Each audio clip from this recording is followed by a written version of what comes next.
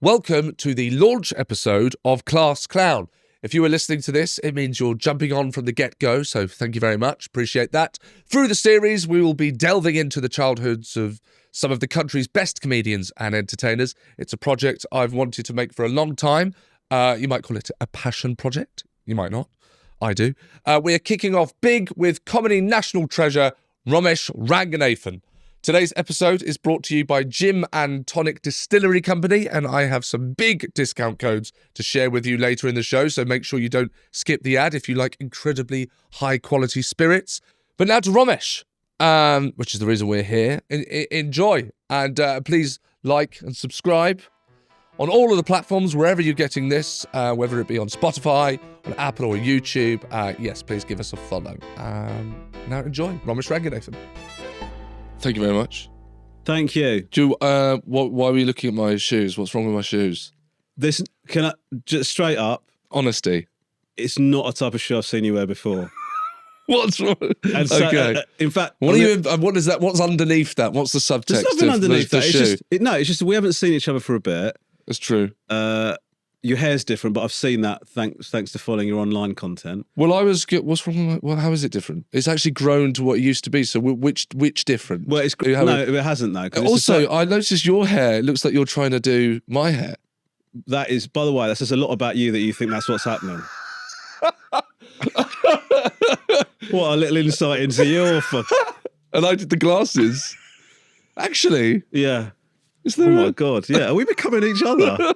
Do you want to finish your point about my shoe? And then I want to talk to you about your this whole look. Okay, childhood. the t-shirt, Yeah. that is textbook. That is like if you're making a Lego figurine of Seann Walsh that would be wearing that t-shirt. Blink-182. Yeah. The blazer, trousers. This feels to me that you're in transition. And I don't mean. Oh, we're not going there, Ron. Okay. We don't need to go there. I saw what toilet you went into. No culture wars. Yeah, I just want your child. I feel like you're going for a similar thing to me, although I'm older than you. So I'm starting to try and dress my age more. Yes. I know it doesn't look like it now because I'm wearing a hoodie. Yes.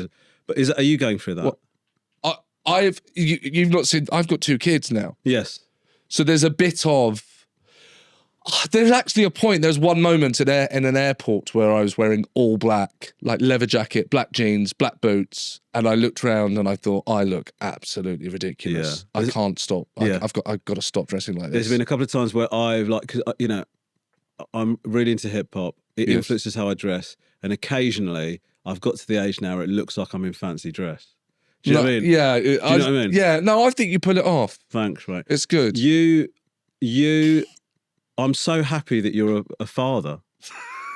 Thank you. It's good. It's very nice. You've settled into it beautifully, man. Okay. Well, I will get to my first question, but on that, it gives you a part of life that you didn't before you have kids. You kind of feel like you've experienced all of the emotions and all of the feelings, and then you have a kid, and you found it. It's like finding a new room in the house you didn't know was there. That is such a beautiful description of what it is.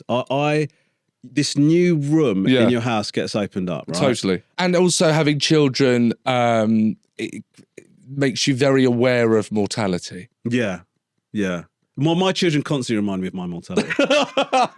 Like they say, you're really fucking old. Okay. And you're going to be dead by the time this happens and stuff like that. Do you mind telling me, if we don't have to talk about this, do you mind telling me, are your kids well behaved? Yes. They are publicly well behaved. Okay.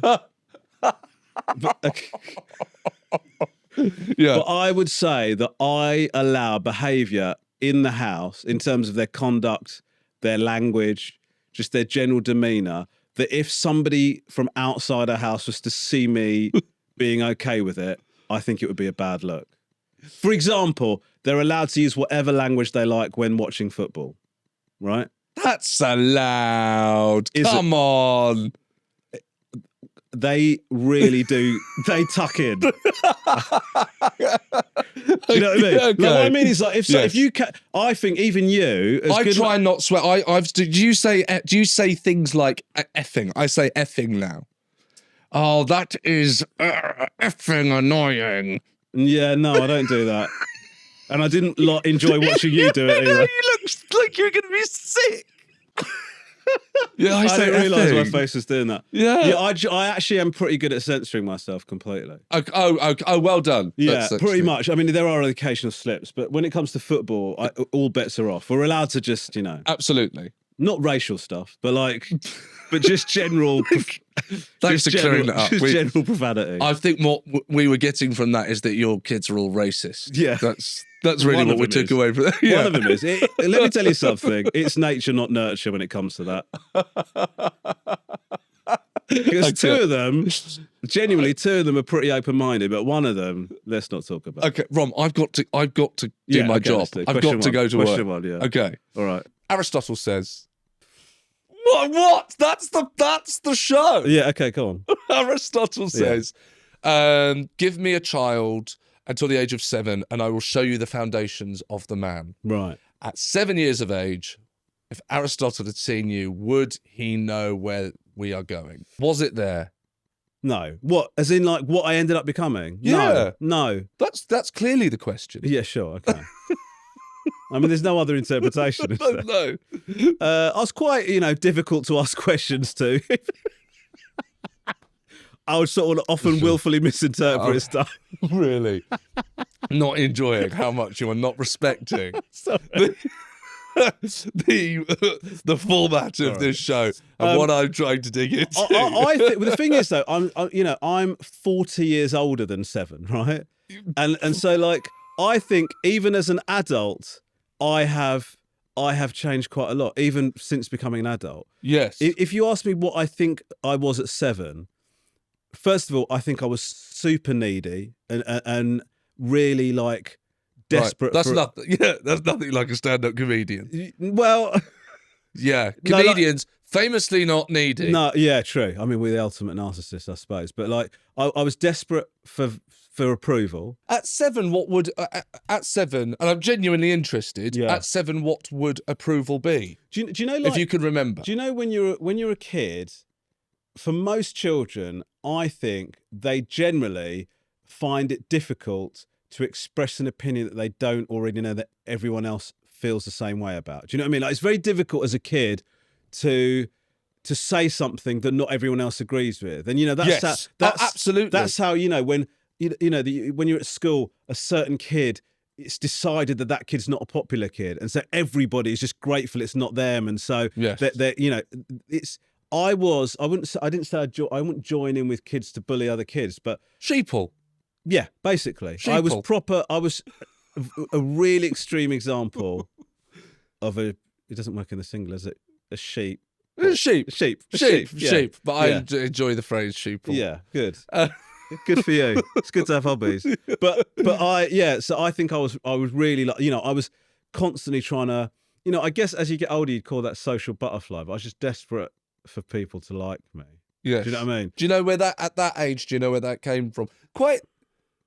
Do you think that's unusual, being 7 and having already this desperation to be liked at 7? It's quite unique, I think. I know we all want to be liked, but at 7, to say that you were desperate to be liked. Yeah, I mean, I didn't have, there wasn't an absence of people telling me they loved me at home, so it's not like I was craving something I wasn't getting in my house. But I was, I think I was quite... I think I was quite an ugly child, to be honest. I was massively overweight, funny eye, just sort of a bit. I thought I was a bit shonky looking, and when you're a kid, I think that works against you in terms of fitting in.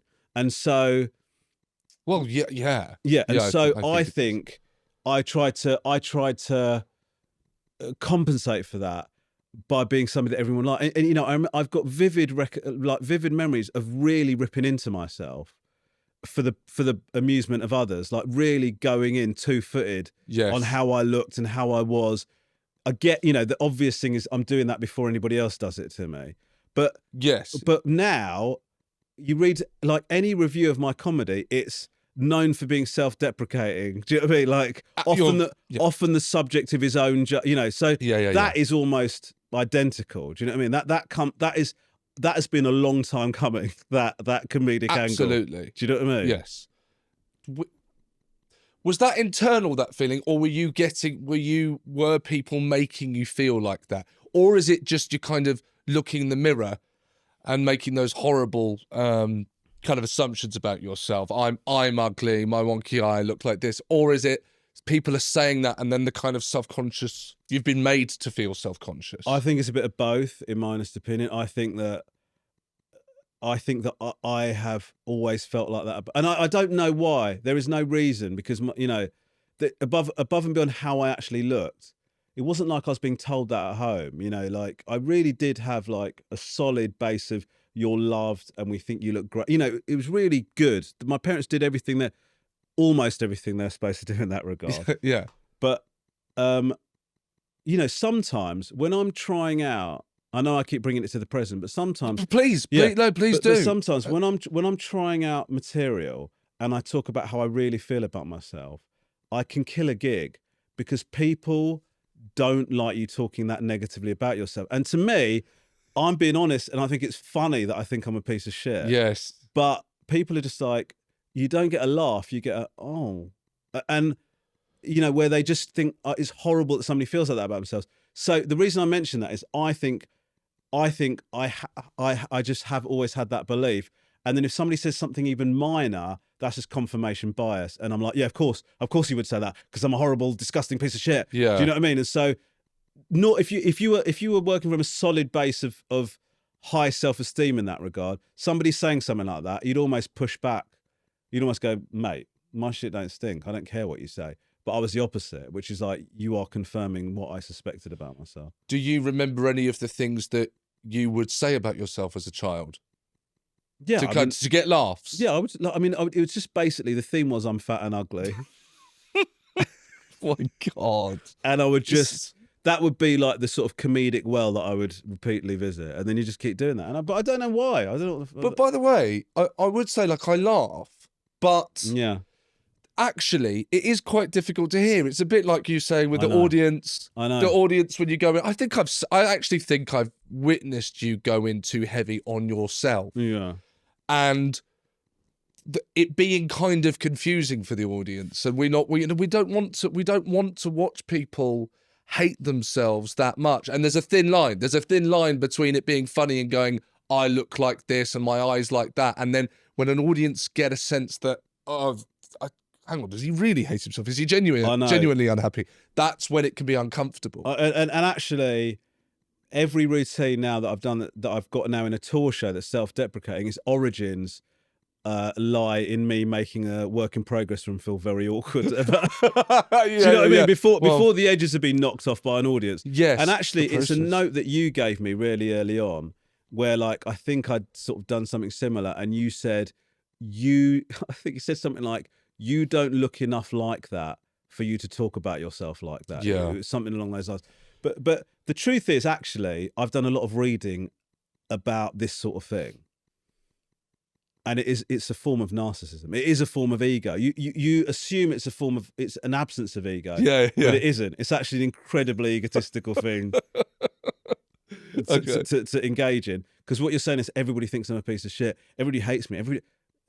Most people don't give a crap. This is the truth. Right. What you're thinking is, everybody has a negative opinion of me. That is as egotistical as thinking everyone's got a positive opinion of you. Do you know what I mean?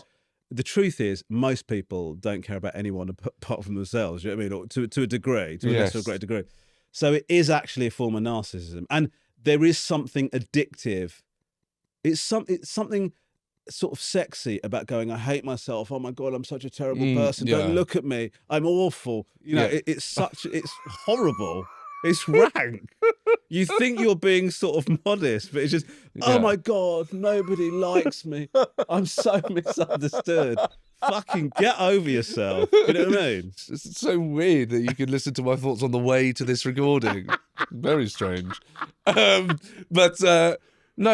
So, but that's that amount of self-loathing. But as a child, because like you've said there's a lot of love coming from the house. What you're alluding to is this is actually taking place. The location for this is the playground. Really, is outside of the house. Yeah. And that doesn't sound happy. It might have been. Correct me if I'm wrong, but that in those instances, you got a kid going, "Yeah, I'm fat and ugly," and everyone laughing. Yeah. That doesn't sound particularly. Yeah. Well, I mean, I ripped the gig, I would say.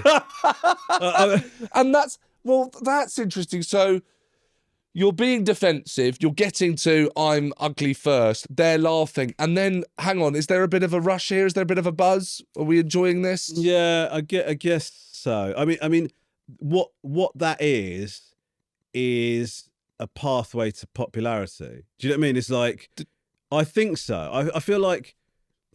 Was that something that was on your mind? No. I wish I hadn't cut you off when you were on. You're on. Say what you're going to say. Well, no, I was just going to say, like, on the face of it, if you're considered unattractive or you look weird or whatever you want to call it, let's call it fat and ugly as a placeholder that has lasted for 40 plus years. But, you know, say you say, let's call it fat and ugly. You assume that nobody's going to like you in that case, right? But until you start being funny about it, and then suddenly people like you. But they like you. The cost of them liking you is you have to constantly weigh in on yourself. Yes. You know what I mean? So there is a price to pay, I feel like. Do you know what I mean? And I've constantly got memories of something where I said something quite just shit about myself. Yes. And people laugh. And, you know, like, it's a thing from a film where you go, yeah, I am a piece of shit, yeah. It's funny. Yeah, man. Well, by the way, I should clear this up. You're not fat or ugly. I don't. Well, you're not. Certainly not fat. No, we just finished a marathon. Congratulations. Yeah. No, but popularity wasn't. That wasn't an issue. That's not something you were trying to find. No, it was. I just try. I don't see it as popularity, but then I guess you don't at that age. You're just trying to fit it. You're just trying to. It was. I mean, I guess it was popularity. You know, I would say anything to be friends with people. Do you know what I mean? We're not just talking about being funny here. No, anything. I'm talking about. I would lie about stuff I had to make people be interested in me. Yeah. Do you know what I mean? I'm talking about, like, I would say I liked a song I hated, so that because other people like that song. Do you know what I mean? Like, real pathetic shit.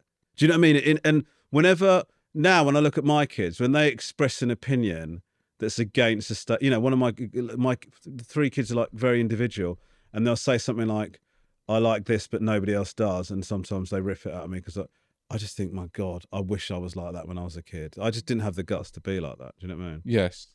And where was school? So Crawley. Just outside of Crawley, Just outside of Pease Crawley. Pottage. So Pease Pottage. Pease Pottage, yeah. What kind of area is this? I actually don't know. What is it? Well, Pease Pottage is famously, not famous, the thing it's most famous for is the worst services in the entire country. That's what most comedians know. Okay. The worst service station in the entire country. But it was like a little, it was like no McDonald's. I think they've got like a tiny McDonald's, do you know what I mean? Okay. I think.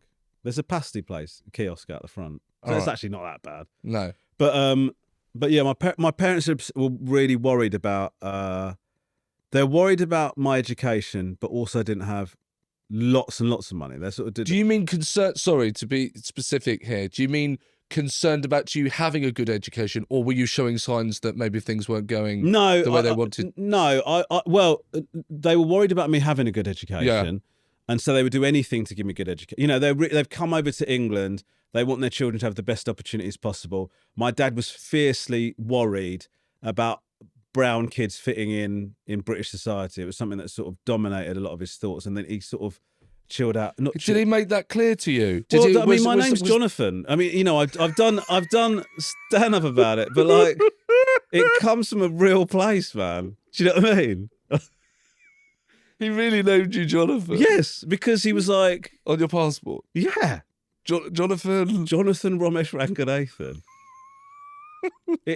I'm like the worst undercover cop in history. Why, in all of the years that we've known each other, did I not just call you Jonathan? I'm so angry at myself. Why? Because that's not my name. I mean, it is my name. It's your real name. I know. Don't try and drop Jonathan. That's what your dad's decided to call you. That's but your real name. Yeah, but you can pretend it's not, or you like. You're Jonathan. No, but they called me Romesh. Jonathan was like my honky name. Oh, good God. Okay, so now, obviously, you understand this as you get older. Yeah. You've done stand-up about it. Yeah. How aware of your dad being conscious and worried about you fitting in as a brown kid in this country or at school? How aware are you being made to feel about that then? Do you know what I mean? Are you hearing these things out loud, or these things or these conclusions you've come to later on in life? Well, the thing about Jonathan, My God, how Jonathan. harrowing the origin story of that is only came to me later on. At the time, I just thought this is weird. Do you know what I mean? Like, I just thought it was a bit strange. At school, are you Jonathan? No, so basically, I had Okay. I had the thing It's where just- like no, but except one teacher, because on the registers, you're registered as I'm registered as Jonathan. So do you know the first register of every year, like when you have a new teacher, Yeah. they'll read out the names and then you go, sorry, I'd rather be. Do you know what I mean? Like you go, so every teacher would go Jonathan, and then I go, that's me, but please, like, could you call me by my middle name? That's what everyone calls me. Yes. And they go fine, except for one guy. So one English teacher. This guy's not coming out well. He- Name and shame. Let's go. It's Mr. Garrett. Fingers crossed he's dead. Or living in a really horrible state. But he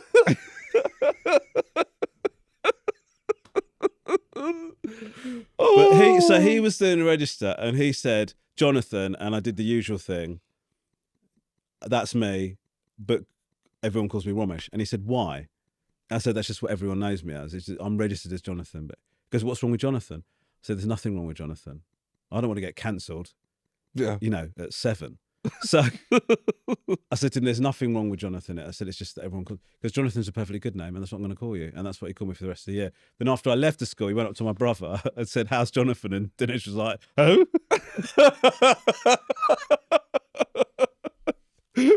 Right. So anyway, apart from that one guy, but then later on when I actually thought about it, even people have commented to me because that bit of stand-up kind of, I sort of, you get a couple of bits of stand-up that get attached to you as like people remember certain bits. And that Jonathan bit is one of the bits that people sort of often quote back to me, particularly ethnic minority, because they relate to it, right? Yeah, So, that 'cause really connect. Yeah. And so I've had people talk to me about it. And some people have like commented saying it's just really sad that your dad, it's a funny bit, but actually it's really, really sad. And it is really, really sad that my dad, also that he thought it was going to work. It's wild. But Yes. To go to the question, which was, were you made to feel aware of that? No, but I do have. And then was that in some way passed down? I've you? never said this before because We got an exclusive. yeah, but because it's slightly embarrassing to say, but I, even as a kid, remember seeing my dad talk about certain things to like his neighbours and thinking to myself, he's saying that to fit in. I remember thinking that even as a kid. Like I remember him talking about the cricket. And like he sort of talked about England cricket team in a way that was different to the way that he talked to them about them behind closed doors. And like I sort of realised, I was aware even at that young age that was my dad trying to fit in. Yeah, do you know what I mean? yeah. And then as I think about it later on, I don't like that, because I guess it's because I recognise it in myself. Do you know what I mean? Well, Like already, by the way, in what Yeah. we've discussed, it's yeah. you've expressed that, and Yeah. now you're telling us. I know, and that so I clearly- guess because I see that in myself, I don't want to see it in my dad. My dad was like one of my heroes. Do you know what I mean? Deeply flawed, and he got up to some shit. But put that all to one side, and it have to be a Yes. big side. But put that all to one side. Well, put that to the main room. Yeah. But he I didn't like seeing him do that, and I remember even as a kid not like seeing him do that. Do you know what I mean? And as he got older, he became less like that. In my mind, he became a bit more authentic as he got older and gave less of a shit. Do you know what I mean? Yes. And I feel like I've done that to a certain degree, but yeah, I remember not really enjoying that. You said he was one of your heroes. Yeah. then as a child? Your dad He's was a just hero. like such a funny bloke. Do you know what I mean? And He like, made you laugh. yeah, and he made everyone around him like he was like, just people would like. He was funny in a way that I've never been. Like, what I mean is, he was funny as in life and soul of the party. I've never been life or soul of the party. Do you know what I mean? Like people have said I'm funny, but I've never been a raconteur. Do you know what I mean? You're like, doing well today. Yeah, but yes. but I'm forced to by their format. But like, but you know, if I go to a pub with my mates, I'm often the quietest one in the group. Do you know what I mean? And like, well, can I just put something to you, and maybe I'm wrong, and you can back this down. But stand up can be a place for you to actually put that, and it means that energy now goes on stage, and you don't need. There's no need within you. You're scratching that itch, aren't you? Yeah. So you get to kind of hide off stage. Yeah. You go on stage, you can almost overexpose yourself. Yeah. And then off stage, actually, you hide. It's interesting because I think you and I have got a lot of similarities in the way that we see things, but I consider you to be more entertaining. Like you are entertaining company, right? Not in a. I wouldn't say in a one. Not sure many people agree with that. I wouldn't say no. Listen, on a one-to-one phone conversation basis, you're the fucking worst, right? But no, I do think you are good company. But I do think you have that. We both had that same thing of like you scratch that itch, and then you've got no need to do it. But I don't think I ever was the break. I don't recall ever being holding court to a group of people. But I saw my dad doing that all the time. You know, we grew up in an area where there were lots of Sri Lankans, and that community would they'd get together. I remember the loads of parties at my mum and dad's house and at other people's houses. We'd constantly be going every weekend. We'd be going to someone else's house, and it'd be like all the Sri Lankans congregate on this house. So much fun. It was fun. But my dad, all I remember is my dad just absolutely ripping it to like everyone. Do you know what I mean? Like it was, and people. Beautiful. It was really nice. It was really. Was it nice. Self-deprecating? No, he would. Right. It wasn't. I don't think it was. So he tried to fit in other ways. He kind of maybe was slightly malleable in who he was when he was around different communities, talking about the cricket and whatnot. But he wasn't self-deprecating when it came to the humour. That was kind of yours. I guess so, yeah. I mean, listen, it turns out he was using humour as a means to talk to other women, but I don't think that's what this podcast is about. Well, we'll stick to you. We'll stick to you. Okay. Now, just quickly, I have some discount codes for you for people looking to level up their drinks game, whether you're mixing cocktails at home or sipping something special with friends. The Gin and Tonic Distillery Company has you covered. Nice pun. Yeah. Head over to gymandtonic.com and use the code ClassClown20 to get a 20% off offer on your first order. That's pretty hefty. So here we go. We got rum, we got gin, we got vodka. Yeah. For everyone. Something for everyone. Something for everyone. What's the favourite gin? They do a really nice rhubarb gin. Oh, do they? And I do that in the summer with raspberries and basil, and you spank the basil before it goes. Do you know about spanking your herbs? I gladly not. Okay, always spank your herbs. So are you a herb spanker? I'm a herb spanker, and it unleashes all the aromas properly. You pop that in your gin. Spanking your herbs. There you go. Get Gin and Tonic Company Distillery alcohol, and remember to spank your herbs. This is a sustainable small batch distillery crafting award-winning spirits company in East London. Ethical. Yes, ethical and very trendy as well. The bottle that looks as good as it tastes. Nice bottle. It is a nice bottle. You could go and visit the venue. They have their own venue. Restaurant, Gin and Tonic East. It's a restaurant. Yeah. Gin and Tonic East is their restaurant. Yeah, and event space. You can do corporates and parties and weddings.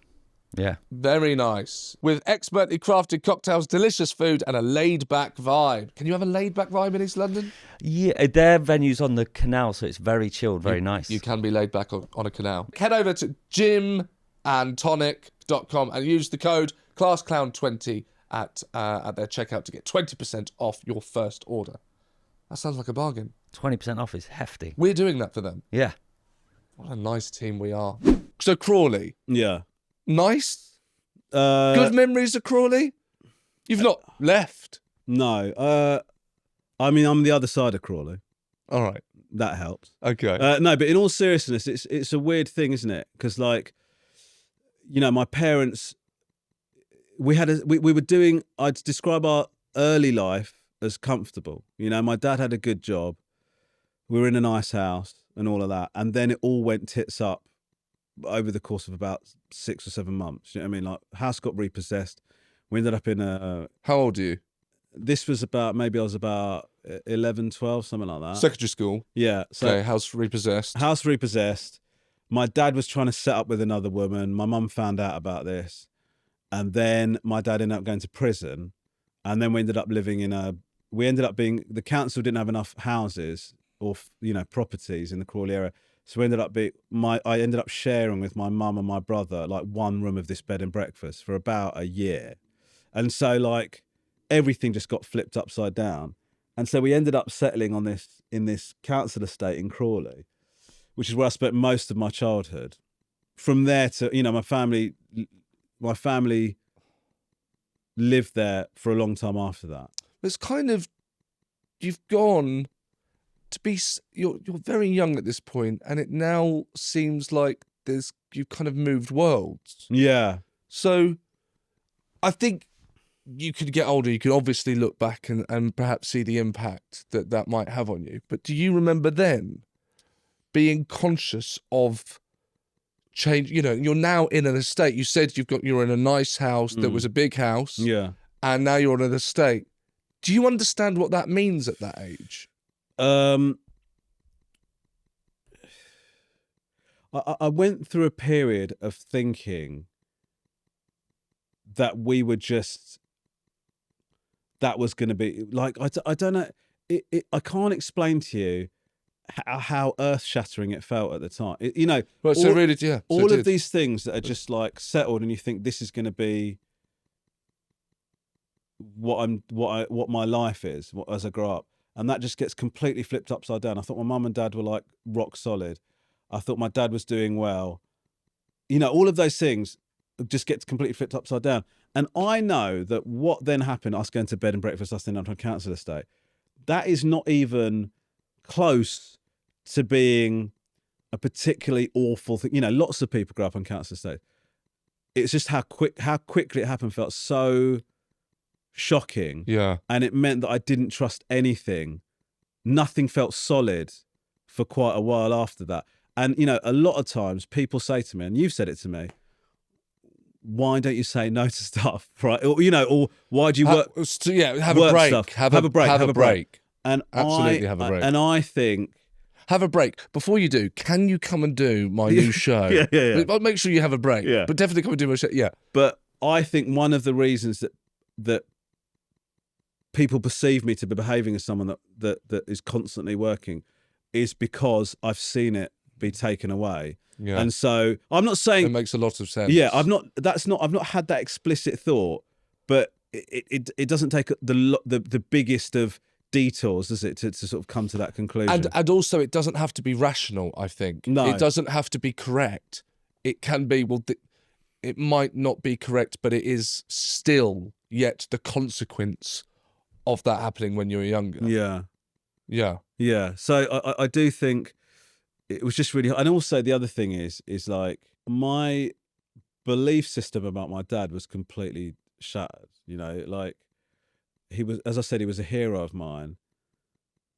He was doing really well, and I thought he loved my mum, and he did love my mum, but he loved his mum in, you know, in the way that flawed human beings do love each other. Your mum. My mum. Yeah. And, you know, so then suddenly I discover that, you know, my mum was trying to leave to set up with another family. He's gone to prison, you know, it was all these things. And so suddenly this guy that I really looked up to and sort of saw as infallible, you just go, oh, this is like horrific. It was like, it was hard to take.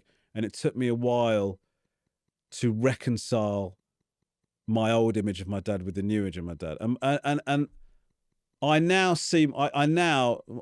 describe my dad as one of my heroes back then, but he's just a flawed guy. And when you're a kid, you don't forgive those mistakes because you think your parents are like, you looking to your parents to be the be all and end all. And the truth is they're not. We know this now as parents. Yes. My kids should barely look to me for guidance. Do you know what I mean? And that's the position that my mum and dad have been in. Do you know what I mean? Yeah.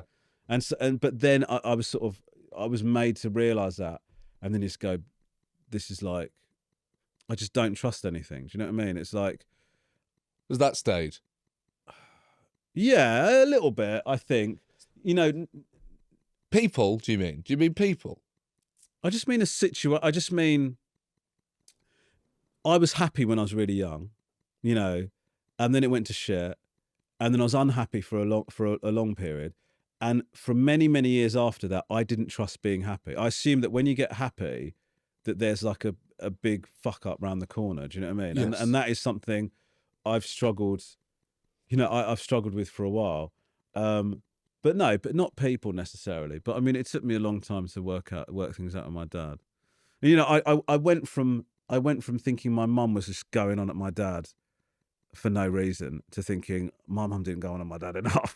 Right. Yeah.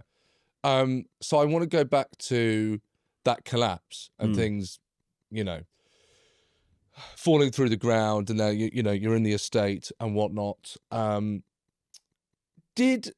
Was it then that maybe was there a dreamer in you? Was this kid that was now living on an estate and whatnot, and lost quite a bit. And like you say, lots of people live on estates. There's nothing to be ashamed of, but it's just the sudden drop. Yes. In your life. Is there a dream of getting out of this? Are you watching films? Are you watching stand-up at this point? Yeah. I mean, and are you a dreamer? I'm like you in terms of like obsessed with comedy from a very young age. And How like, young? Like, I remember like... Do you remember the first, honestly? The very first thing is that we used to go to a video shop. When we were very young, we used to go to a video shop. And my mum and dad had no idea about age ratings. They didn't know how that works, right? So we were watching lots of shit we shouldn't have been watching, right? And so I watched Beverly Hills Cop, right? Yeah. And I just remember thinking, this guy is so funny, right? Yeah. I cannot believe how funny Eddie Murphy is in this. Like, this is insane. Number one. Huh? Is it number one? Yeah, first one. Yeah. Third part, fucking hell. Okay. Anyway, so I watched them. I'm just like, this guy's so funny. And then I start watching everything Eddie Murphy's ever done, right? Yes. So I watched like Trading Places, 48 Hours and all that. And then I come across Raw, right? His stand-up. And there's no way I should have been allowed to watch that. And you've never seen stand-up? I've never seen stand-up before. That's not true. I'd seen like clips of stand-up on TV. You know, there were the old variety shows and stuff like that. Where Are you aware of what it is? No, not Okay. Not really. This is the first time that I'm like, what the hell is this? There's the guy from Beverly Hills Cop and those films. Yeah, and he's in a fucking massive theatre. Yeah. And he just comes out on his own. And it's just like, just starts talking to people and losing their shit. And I just lost I could not believe it. I'm buzzing listening to this. I was just like, this is amazing. I just thought it was life changing. Yeah, 100%. You see Eddie Murphy 100%. I can see it now. I'm just like, do you know what I mean? It was insane. And I'm watching this guy. And he's just like being so funny. It's like, Eddie, I want half Eddie. You know, all of that shit. Do you know what it was? What's a beautiful girl doing alone on the island of St. Croix? You know, all that. So what? Do you know what it was? Obviously, look, he's just a very funny man. Yeah. To put it simply, is there anything else that you, as a comedian, you could look back and actually see what the connection is between you and Eddie Murphy? Because I believe, by the way, as a comedian, you're a child, however old you are, that you find that connection with stand-up comedy. There's something that's going on between. He's on VHS, sure, but you're watching that. There is a bond. There is a special bond that's made you, right? You go, what is this? I've got to do. How do you want to? Not everyone does that. Everyone else laughs and goes, that's fantastic. And then they carry on with their lives, Romesh. Yeah. Eddie Murphy has made you laugh. Something's happened in that moment. Why you and Eddie Murphy? Do you see what I'm saying? I mean... And forgive me if you've not thought about that before. I have, and you don't want to put, and you think I'm wrong or whatever. But you see what I'm trying to get at. Yeah, I think like there's a number of things, and I have thought about exactly what you're asking me about. Yeah, there's a number of things. First of all, I've watched Eddie Murphy be really funny in Beverly Hills Cop, right? I thought it was the funniest thing I've ever seen. And then I've watched him be 10 times funnier than that, Yeah. doing stand-up. Yeah. And he's got less, right? And I remember like being struck, like one of the things that really occurred to me and has stuck with me to this day is that it's just one person and a microphone, right? Yeah. And I think that's the reason why I've never had props. I've never had stuff on a screen, except for Stand Up for the Week.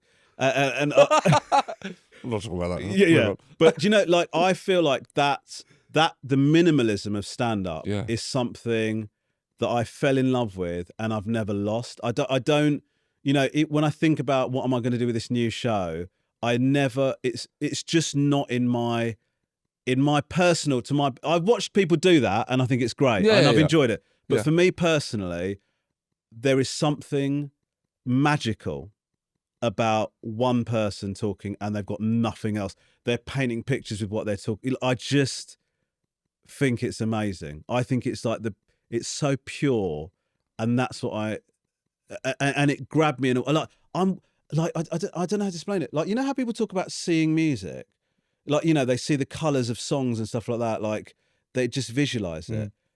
When I'm watching Eddie Murphy and any stand-up who's great, when I'm watching, I feel like I'm in a cartoon and I'm in your world and you're showing me all this stuff and this is how you think about this and say think about that. But you're doing that with just a microphone. Yeah. It's just like, I just, listen, you and I have had lots of conversations where I've shat on stand-up, right? Yes. Yeah. Same. And sometimes I've delivered stuff and I've thought, this is bad. But I think that's the process. Yeah, that is the process. Eddie Murphy's also done that to get to Raw. But you watch that, I just think it's magic, man. I'm sure you made the connection. You probably made this yourself when you were talking, but that's what your dad was doing. Yes, yeah, you know, 100%. There's something there. I mean, look, I need validation, right? I'm seeing my dad get validation from like holding court, and then I'm seeing Eddie Murphy get validation from so many people for just being really funny. And like, also, you know, that show, they've gone out their way to present it. Eddie Murphy was a rock star. You know, he had the leather suit. He comes like, it's mad, right? It's so mad. And you know, people don't think of stand up like that. I mean, they do in certain contexts, but like, I'm going like, this is the key to me being popular, I guess. You know, like it's such an egotistical pursuit, stand up. You know, it's a form of entertainment where you let me know that you love me every 30 seconds. Do you know what I mean? Even above and beyond other forms of entertainment, it's another level of narcissism. Do you know what I mean? You know? I have no idea what he's talking about. I just want you to know that. Absolutely. And so you're seeing Eddie Murphy there.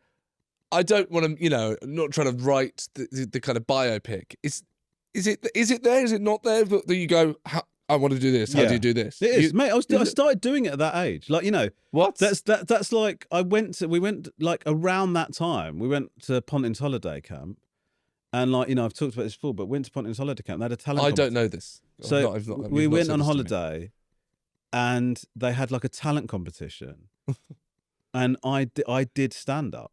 Like, I wrote a stand up routine and did it at What's the act? Can you remember? Yeah. First of all, how old are you? 8 or 9, maybe. Right, you're 8 or 9, so we're not at secondary school, we're there. Right, and how are you with being in, before we get up there, you're on stage, is there a stage? Yeah. So how are you with being in front of people and stuff like this? Is there any history of have you been in plays at school? Yeah, I was in a play. I had a very small part in a play, right? What are you laughing at? I can't imagine you even then in a play. Okay. I mean, it was a school play. I wasn't in Macbeth. Yeah, I know. I'm so sorry. That's all right. That's all right. Yeah. But this is the kind of thing that happens. Can you understand why I was looking for validation? This kind of thing. What? This was in a play? You're kidding. They put this creature in a play. Right. Okay. Yeah. So All right. basically, I had a very small part in the play. And then one day... Did you want to star in the play? Sorry to keep on... Did I want to star in the play? Did you want to star in the play? No. Oh, that's interesting to well, me. no, That's but interesting to me. So we did the read-through. Why Read through? Yeah. Look at like a table read.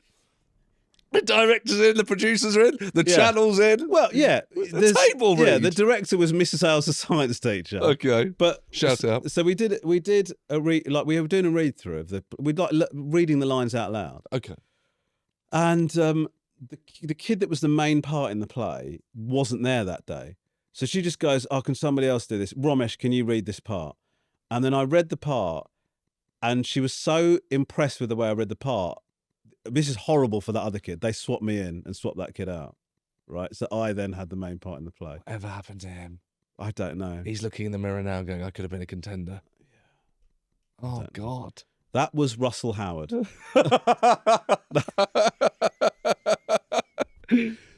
Well, this is it. That's like surely all the validation, all that worrying as a kid about people liking you and all of that. And bang, you're now the lead. Yeah. Yeah. Felt pretty good. Did it? Yeah, I think so. It must have done. Yeah. So yeah. So that happened at school. So that's the experience I had on stage And before felt I good? did the stand-up. Yeah, before you did stand-up. So it felt good? Yeah. I'm almost embarrassed to say it. Sure. Yeah. Do you want to be an actor No. at this point? Yeah, I did. Yeah, I did. Wanted to be an I actor. did. Yeah. All right. But we're not going to do... So you want to be an actor. It's a kind of in your head, maybe you're dreaming I could be an actor, but you're not going to pursue that yet. No. Not going to do drama at secondary school. No. That's not on the table for Sri Lankan background children at this stage. Right. It's just not a thing. It's not that you're not supposed to do that. Do you know what I mean? So that was off. Science and maths and all that stuff. Do you know what I mean? I am going to get the gig in Pontins, but I want to please know. do. Yeah. I want to know. I'm interested in how I find it fascinating how aware or not you are as a young person about. There you go. Well, if you're a Sri Lankan kid, well, drama's a no. Right.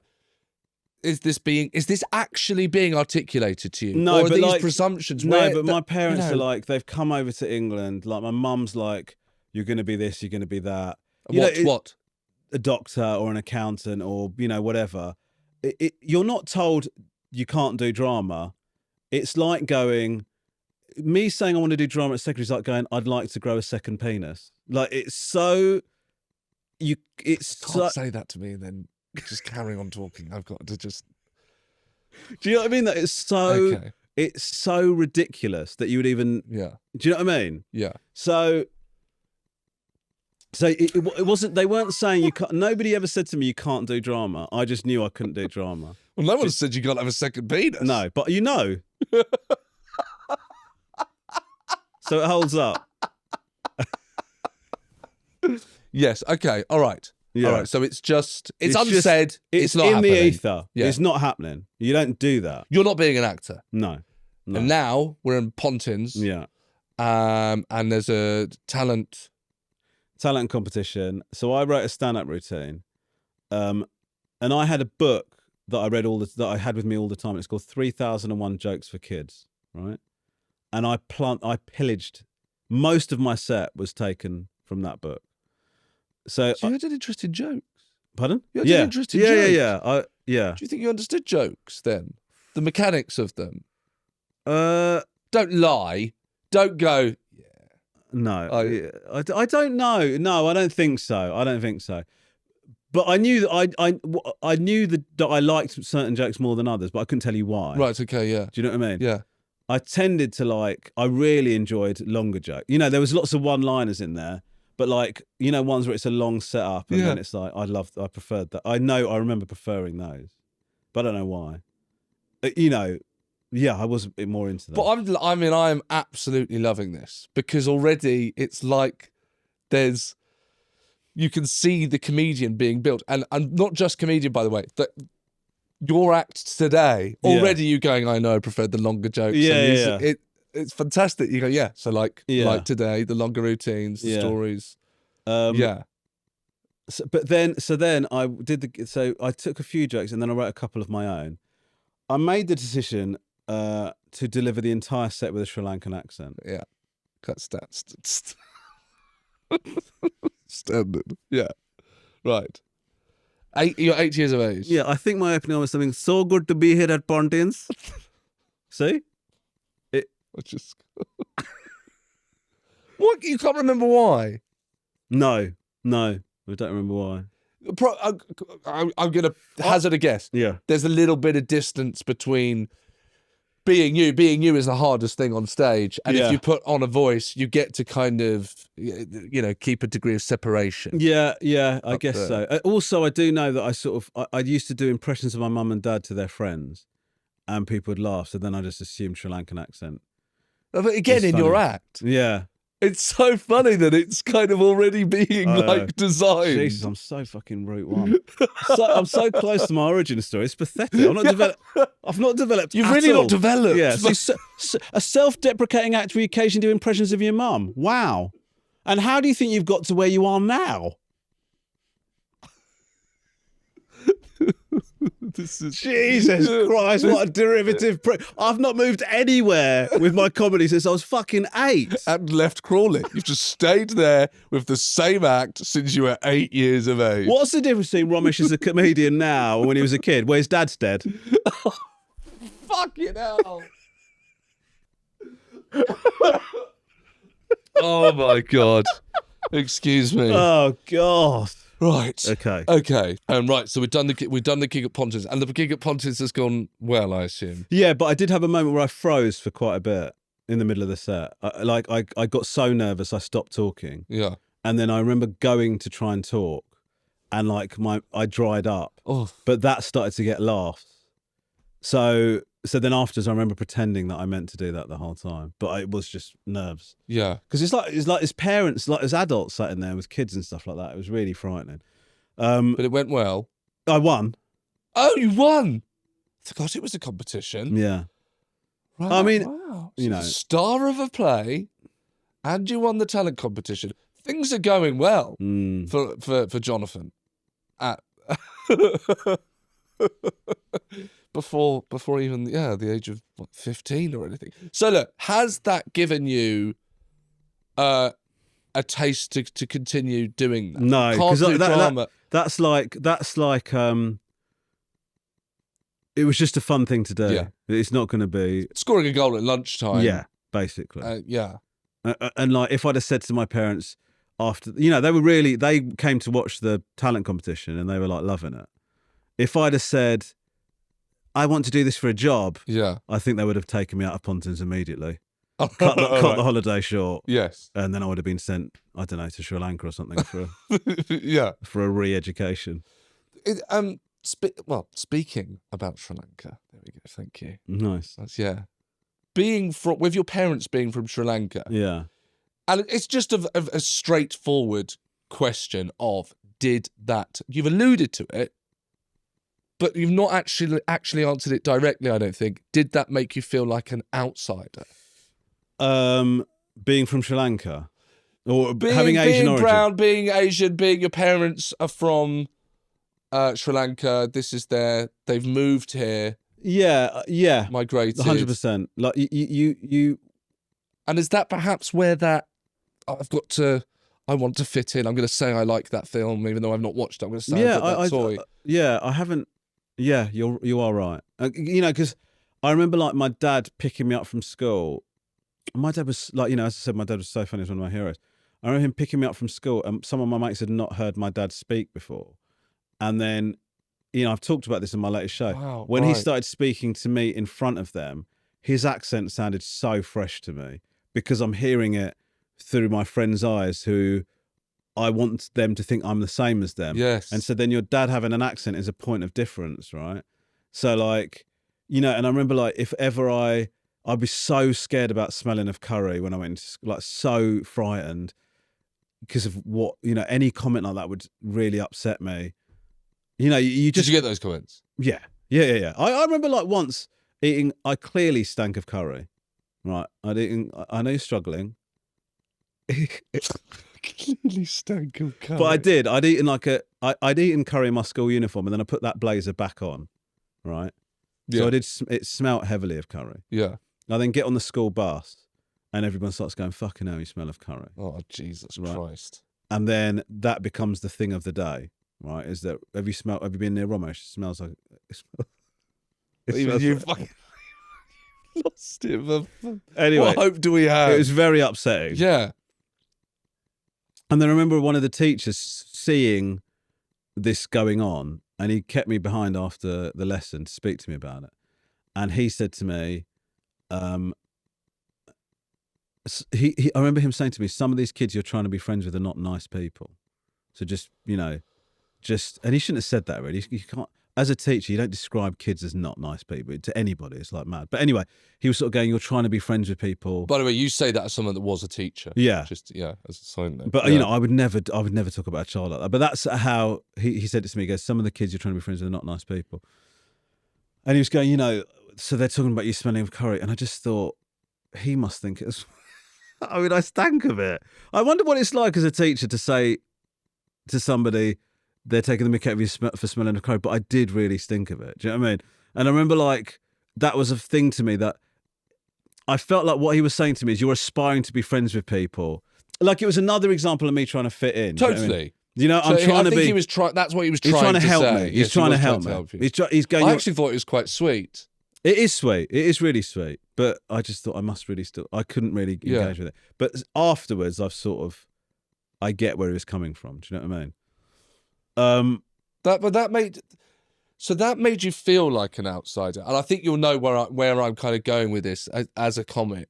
But there's that kind of cliche notion that the comedian is on the outside looking in.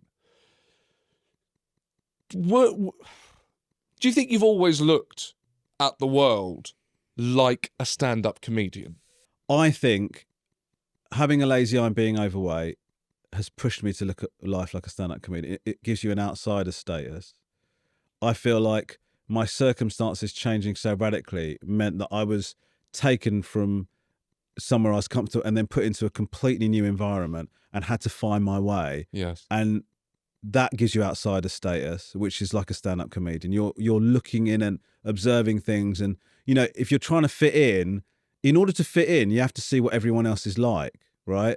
And that is you're observing behavior and what people think and how people talk and all of that in a way that you otherwise might. If you take that sort of thing for granted, if you take fitting in for granted, you don't observe things like that. If you're going, how do I be okay? How do I survive in this environment? You go, what does that person do? What sort of things are they saying? You're not, that's what you're doing. You're you're just looking. And I just think that, I think the nature of what that period of everything being pulled apart messed with my wiring in a way that has pushed me towards being a stand-up comedian. You kind of think it happened there. That kind of chasm was there. I think had I not gone through that, and I always, had I not gone through that, had I not had a lazy eye, I don't think I would be a stand-up comedian. I just don't think I would. And then the other thing that sort of adds to that is I saw my dad chase material wealth and try and put himself in a really solid position financially and do the thing that do a sensible job and make decent money and have a nice house and have all the external trappings that people think are a nice life. Is it aspirational? Aspirational. I saw him do all of that and it messed him up completely. It sent him to prison. He lost everything. It was like shit. And I think that made me think I should just do what I want to. I think that pushed me onto an unorthodox path. Doing stand-up is an unorthodox path. Yeah. It's sort of a higher risk path, right? Because most people don't make it, and some people that have shouldn't have. So I think seeing what happened to my dad made me think that let me just do something I really want to do. Let me roll the dice on. And that took a while because I was a teacher. I was following. Well, do you know what? I thought this on the way here, Yeah. and I just forget sometimes. You started quite late, very yeah, late, really, mate. I was going to the new act competitions, and like people are looking at me like, has somebody's fucking babysitter turn up to this? Do you know what I mean? It's crazy. It's like this sort of weird adult turning up with all these kids to do So You Think You're Funny. yeah. Who fucking bought the uncle? But I'm sure you're glad you're. It's kind of going off topic, but I want to ask it anyway. Are you glad you did start late? Yeah, I am. What do you think the benefit was? I just think you've got more shit to dive into, and you just got a bit more. Well, first of all, it's given me perspective on what it is to be a stand-up. Do you know what I mean? And like, I think I appreciated it a bit more in a way that I might not have done if I'd have started earlier. And also, actually, weirdly, starting later meant that I was at a different point in my life than everybody else that was starting stand-up around the same time as me. Yes. So actually, I thought I was being different. I wasn't. I was being the same as comedians that be going for 10, 15. Do you know what I mean? I was talking about kids. Yeah. I started stand-up having had kids. Do you know what I mean? Like, Yes, and I'd got a teaching career behind rare. me. And like everyone else is going, I'm really awkward with girls. And I know. Just want to be clear, I never did that. No. I never said that. No. Yeah, Do you know what I mean? And so absolutely. and so that gave me a little bit of a point of difference. You've just reminded me because I'm going to tell you. I once did a gig on the open spot level and watched a comedian his whole set talk about how he was awkward with girls.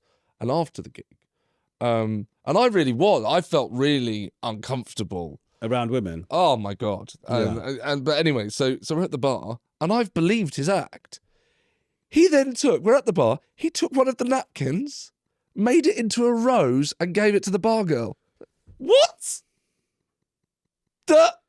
You just said you were awkward with. Yeah, and a lot of these comics. Let's just get this. A lot of those comics that pretend to be, oh, I'm so awkward with women, right?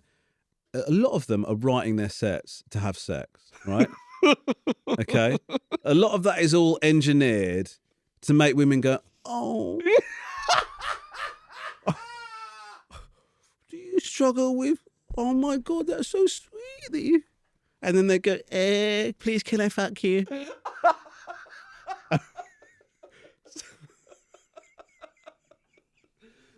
Yes. Yeah. I can't believe this is happening. I've never had a blowjob before.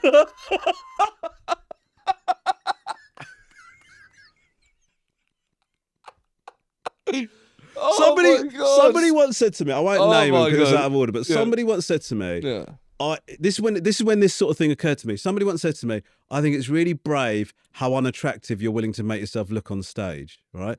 And exactly, that's the reaction I had. Yes. I was like, I'm sorry, I'm not thinking about how attractive I am being or portraying myself when I'm on stage. I'm just trying to be like as funny as I can possibly be. I know it doesn't look like it all the time, but that's the attempt. Yeah. And then I realised, some people are just doing this. Like, you know what I mean? Yeah, all right. Yeah. That's in your when you're writing material and you're putting your set together. That's on your list of things that has to achieve. How attractive does this make me look? Yes. And I think that's fucking disgusting. Now, to go back on topic, on track. Yeah. And you've been through a lot, you know, in your childhood, in your upbringing. I feel weird saying that with you because, you know, like, you've had it harder than most. You know well, we're talking about you. Okay. But what I mean is, I don't want you to think that I think I've had it the hardest out of everyone. I don't. No, you're not saying that, and you don't. No. And to be clear, because I know what you're going to be like, and you're going to be self-conscious. Correct. About that. You'll get a series of texts. Yes, I know. But you're not telling a sub story. Okay, great. And I'm grilling you. Yeah. I think. Yeah. I hope. Yeah. And trying to get answers out of you. You're not putting this to me. No. And it's just you threw me off guard when you opened the podcast quoting Aristotle. You know, I'm sure I did. Yeah. Anyway, you've only ever done that socially normally. Yeah. I've never seen you do it in a work capacity. Yeah. Now, but it seems like it didn't really. You're a well-behaved young boy. Yeah, incredibly lazy to the point of it was a real concern. Lazy in what sense? Just didn't do it. Just didn't do anything. Like What, homework? nothing. In lessons, I would just sit there like a. What were you doing? I don't know. I was just vacant. Like every. Is this is this post? No, this is the what whole. happened This is the with whole your- way through my school career, pretty much. I was pretty lazy, and then I got worse after everything. After everything went tits up, the whatever. Yeah. I got even worse. Like I just didn't give a shit about anything to do with. I gave a shit about the social side of school, but in terms of work and stuff like that, and a lot of times the school would get in touch with my mum and say Potential. Yeah, he's not going to achieve anything if he carries on applying himself in the way that he is. Did you care? No, because I just didn't give a shit. I honestly, I remember letting go of any fucks to give. Do you know about anything really? I remember feeling like that. What did you? But you were. I mean, you won't feel comfortable saying this. So, were you? You weren't stupid. No, I wasn't stupid. No. What? How did you do at exams? I like underachieved massively. I mean, like I passed everything. You passed everything. But I probably should have got like all A's and B's for GCSE and A level, and I didn't get anywhere near that. Well, what was did you have at that? And I would say most teenagers don't, but they might mention, what they want to be, and you have a meeting with a careers advisor. Was there any notion of what you were going to do? No. And that wasn't coming from anywhere then. So your parents weren't trying to perhaps push you in a direction? No, they were distracted. Like they. Okay. They were. They just had other. They were busy dealing with other shit. Do you know what I mean? And they were. It's not to say they're totally not. My mum was constantly on at me to study and like to work, but I just didn't see the point. I don't know why, but I just didn't see the point of it. I just didn't care about work. I don't know. I really did not see the point. I didn't want to do any work at all. And the only work I did was begrudgingly. But there's an irony to that, because, and I've actually seen you do a routine about how you're not hardworking, you just work a lot, and it's great, and it's really funny. Yeah. It's slightly misleading because you do work a lot, and that is part of working very hard. So is there a sense of once you put your mind to it, then it kind of unlocks all of the inspiration and energy required? I think I have to really, really enjoy something to work hard at it. And I think that happened with comedy, but even within comedy, there have been times when I've been working on a script or something, and I just haven't been able to get the script finished. And I've now got to the stage where I've realised it's because I don't really like doing this. I don't like this script. If it's something I really love, I will smash through it. And, when it comes to things I'm really enjoying, then I do work hard at them. But the second it feels like work, I can't bring myself to do it. And in fact, even if it's something I enjoy that's got a deadline put on it, that becomes onerous. Do you know what I mean? I just have this I have to trick myself into believing that I'm just having fun. Do you know what I mean? And so when people say that I work hard, it's because what I'm doing, I just find it easy and fun. Not that stand-up is easy, but I just really enjoy it. And especially in terms of how late you started. Yes. It gives you a greater appreciation of what it is you do. Now, to wrap it up, I will put you in a very awkward position, a position you won't like. But I think it can be genuinely helpful. It's genuinely interesting to hear to anyone that's perhaps been at a rock bottom that is similar to yours, whichever the one that may be. Yeah. It's not luck, but something happened that made you do the thing it is that you love. And that in itself is really special. And it's special when anyone does that. Is there anything that you think you could pass on to anyone that maybe has been in a similar position to you, actually wants to do what it is that they want to do in their life, but doesn't have that extra bit of will to take them over? Do you have anything that you think you could say that could help them cross that line? I mean, look, in my opinion, I think when people say, particularly in the creative space, or if somebody says they want to be a comedian, you are a comedian. That has happened. It's not an unattainable dream. But when people say I want to be a comedian, that's not what they mean. What they mean is I want to be a famous, rich comedian. That is more difficult to achieve. And I think it's a combination, in my opinion, of both reassessing what you consider success to be. You know, like, what is it you're trying to achieve? What does that look like? And I think it's as simple as, it's as simple or as difficult as tomorrow I am going to do my utmost to be a comedian. You know, let's use being a comedian as an example. Yes, sure. Tomorrow I'm going to be a comedian. Being a comedian for the rest of your life is hard and daunting, and even thinking about it is too much. But can I behave like a comedian tomorrow or for the rest of today? Yes, you probably can. Do that. And then the next day you go again. And I think you put enough of those days together and you start moving in the right direction. I'm going to try it. You fucking should. Thank you so much, man. Thank you. Love you. Appreciate that. Thank Love you so you too. much. Thank you. Shut up. There you have it. Class Clown with Romesh Ranganathan. Really enjoyed that chat. Hope you did too. Please like and subscribe to wherever you're getting Class Clown. And don't forget, just head over to gymandtonic.com and the discount code is ClassClown20 for 20% off. Quick thank yous. Thank you to Ben Toms for his designs, and Marc Page for his production assistance, and Jack Margerison for his photo work on Class Clown. Thank all of you. And of course, don't forget, please, to like and subscribe wherever you're getting Class Clown. We got a lot of more episodes coming up with fantastic guests. I've been Seann Walsh. This is Class Clown. Thanks for listening or watching.